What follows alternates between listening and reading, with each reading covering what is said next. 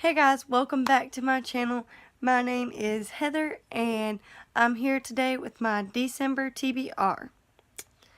So I'm just going to jump right into it because I have 13 books to show you guys for this month.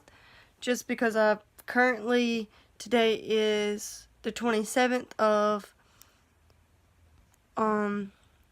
November and I have read 20 books total this month to today.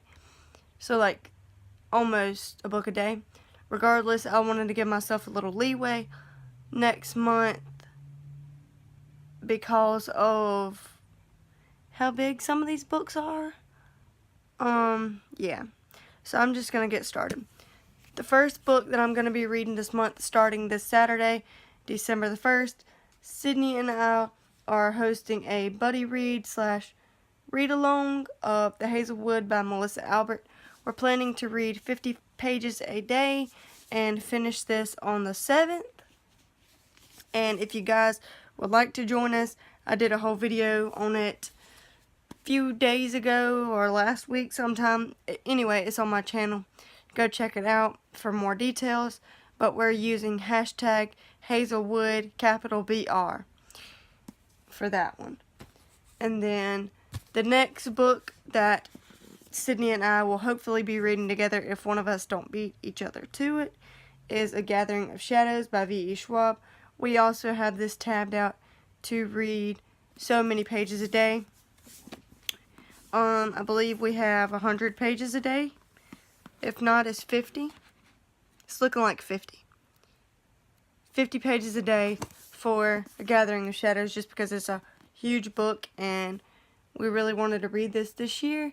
So this is happening this year, 2018. We'll be 2/3 of the way through the Darker Shades of Magic series. The next book that I'm going to try to get through, just because it's been sitting on my shelf since 2016 on my currently reading shelf on Goodreads, I'm going to try and finish this honker of a book, Winter by Marissa Meyer. It's the 4th book in the Lunar Chronicles series, and I think I've mapped it out for me to read 50 pages a day, and it as well, and I'm already on page 29. I'm just going to pick up where I left off because I started reading just like a couple pages the other day, and I was really enjoying it. So I think 50 pages a day, starting on the 1st or the 2nd, I should be able to get through it this month and finish it finally this year after it's been on my shelf for God knows how long, like since it came out pretty much. I know at least since I was in high school, and I've been graduated for 3 years now.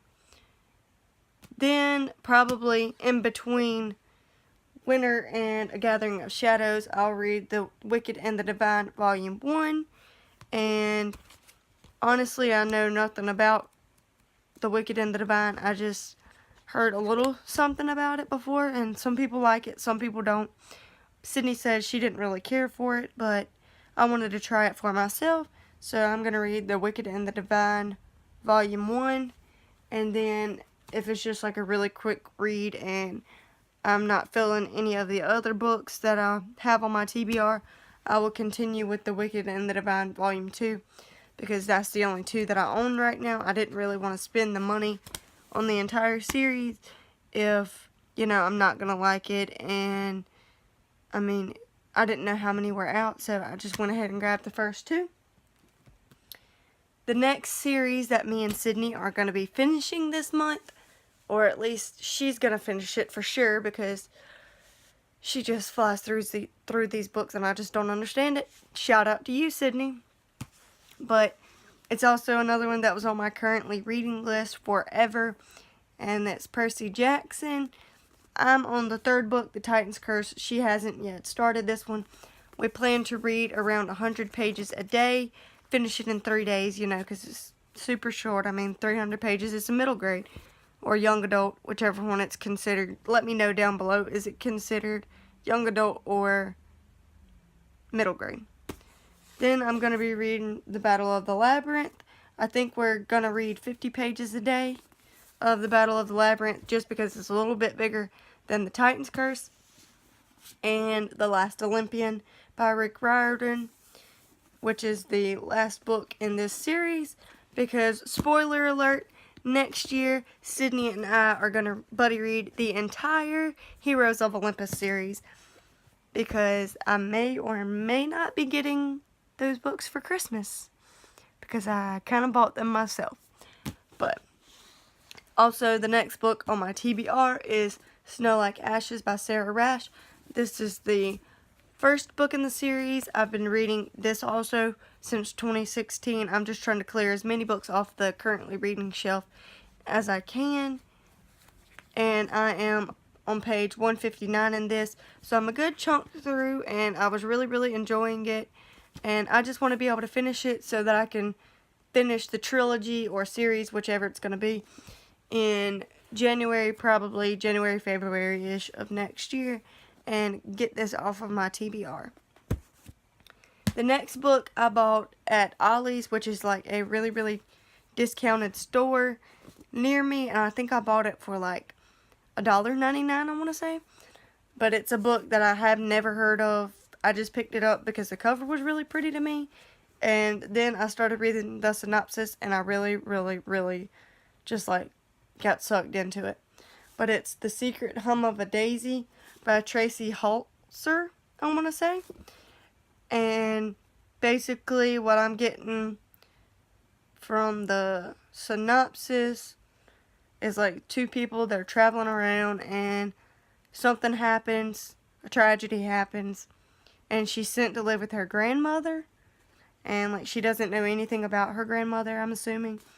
Regardless, it's a contemporary kind of deal, and it's only like 300 pages, so I figured it would be really short, like a quick read before the end of the year, just to get my Goodreads goal up, even though I'm currently not like 8 or 9 books away from finishing my goal of 100 books this year.